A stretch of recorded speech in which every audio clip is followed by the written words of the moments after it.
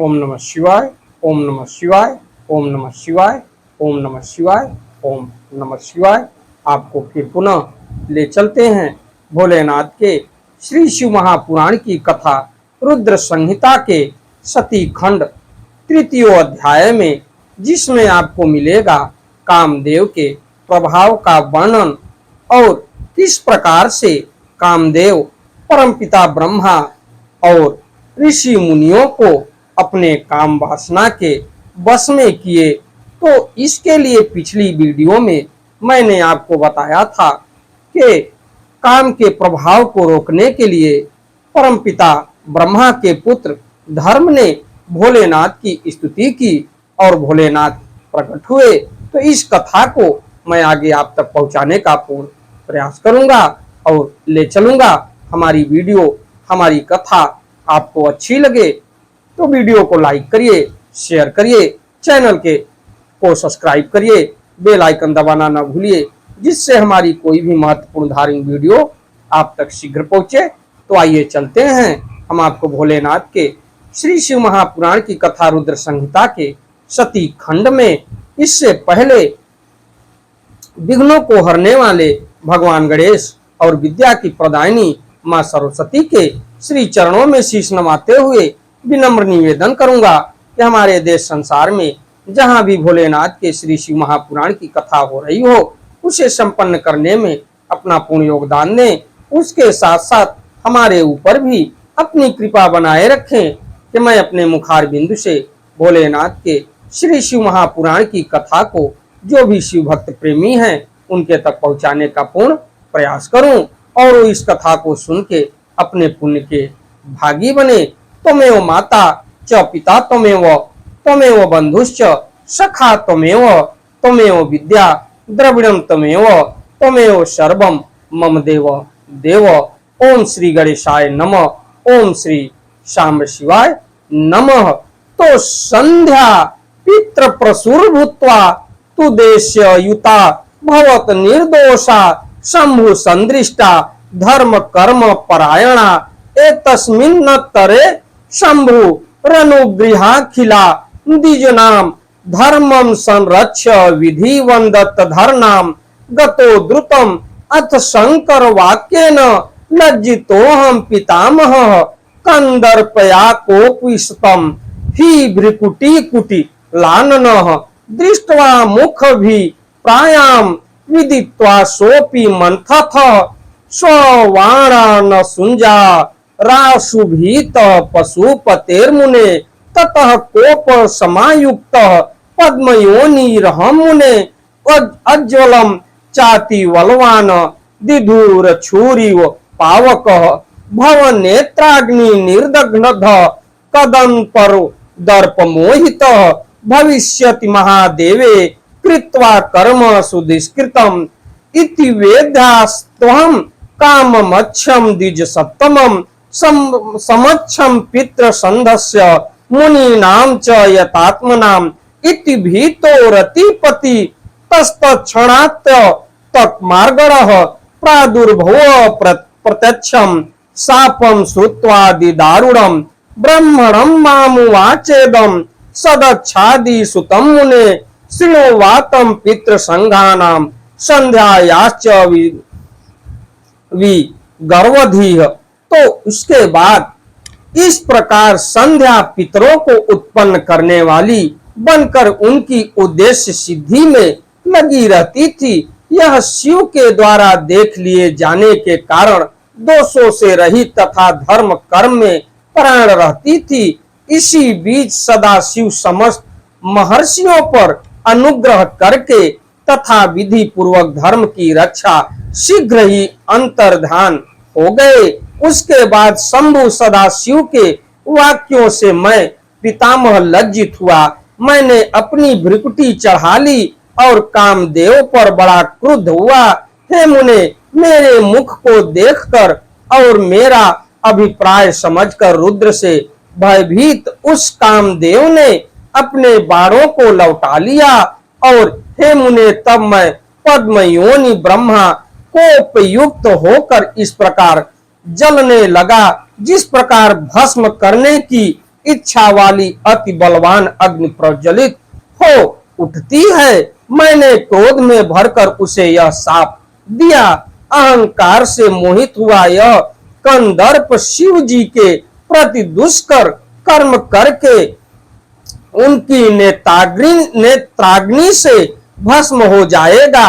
हे द्विज श्रेष्ठ, इस प्रकार मुझ ब्रह्मा ने पितृ समूहों के तथा जितेंद्रीय मुनियों के सामने इस काम को यह अमित शाप दिया। मेरे शाप को सुनकर भयभीत हुआ कामदेव उसी क्षण अपने बाणों को त्याग कर सबके सामने प्रकट हो गया।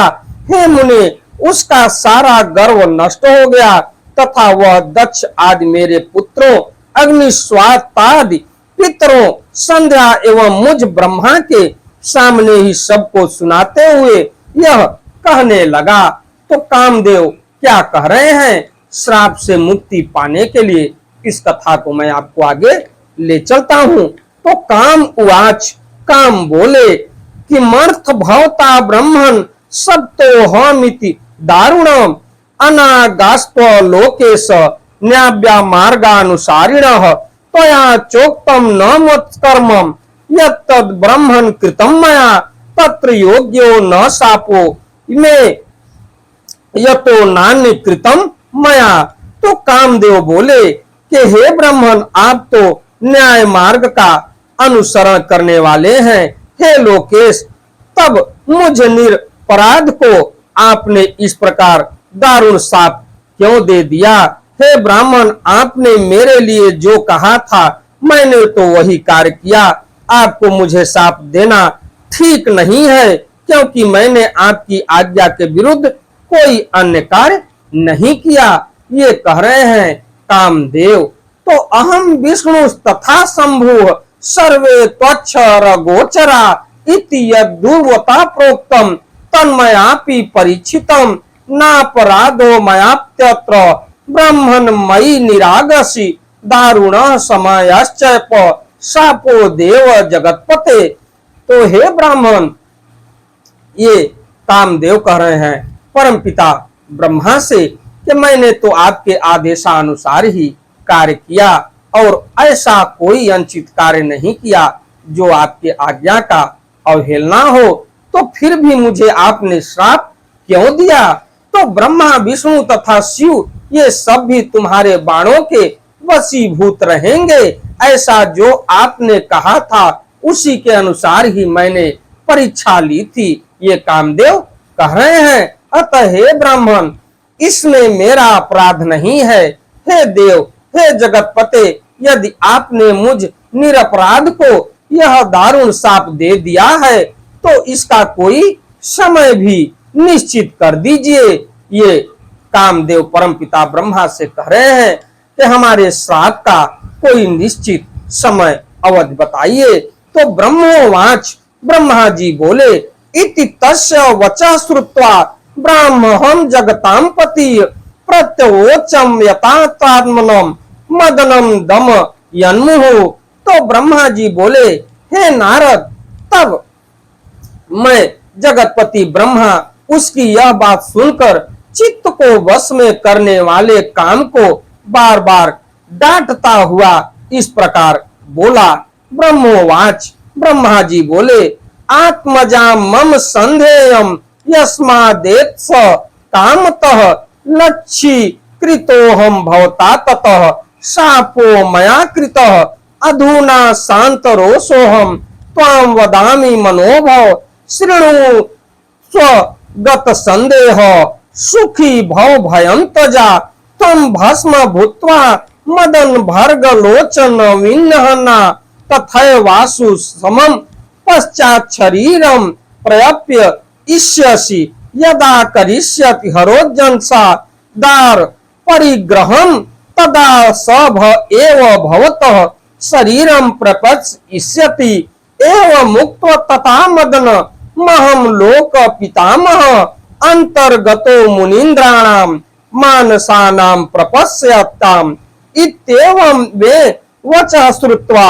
मदनस्तेऽपि मानसाः शंभुभुवः सुताः सर्वे सुखी नोहरम गृहे गता। तो इस प्रकार ब्रह्मा जी कहे, हे काम, यह संध्या मेरी कन्या है, तुमने इसकी ओर सकाम करने के लिए मुझे अपने काम का लक्ष्य बनाया, इसलिए मैंने तुम्हें साथ दिया।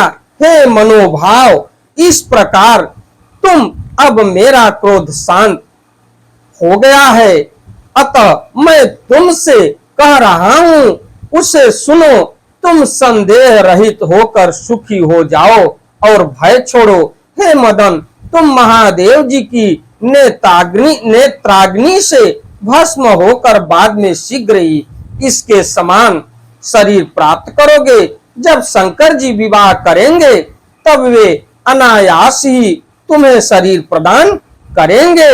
हे नारद, काम से इस प्रकार कहकर मैं लोक पितामह उन मानस पुत्र मुनिवरों के देखते देखते ही अंतर्ध्यान हो गया। इस प्रकार मेरे वचनों को सुनकर कामदेव तथा मेरे वे सभी मानस पुत्र प्रसन्न हो गए और शीघ्रता से अपने अपने घरों को चले गए। तो कामदेव के श्राप का परमपिता ब्रह्मा ने उपाय भी बताया कि जब भोलेनाथ का विवाह होगा तो अपने आप अपने शरीर में आप स्वतः आ जाएंगे। तो इति श्री शिव महापुराणे द्वितीयायाम रुद्र संहितायाम द्वितीय सती खंडे काम शापानुग्रहो नाम तृतीयो अध्याय। इस प्रकार श्री शिव महापुराण के अंतर्गत द्वितीय रुद्र संहिता के द्वितीय सती खंड में काम शापानुग्रह वर्णन नामक तीसरा अध्याय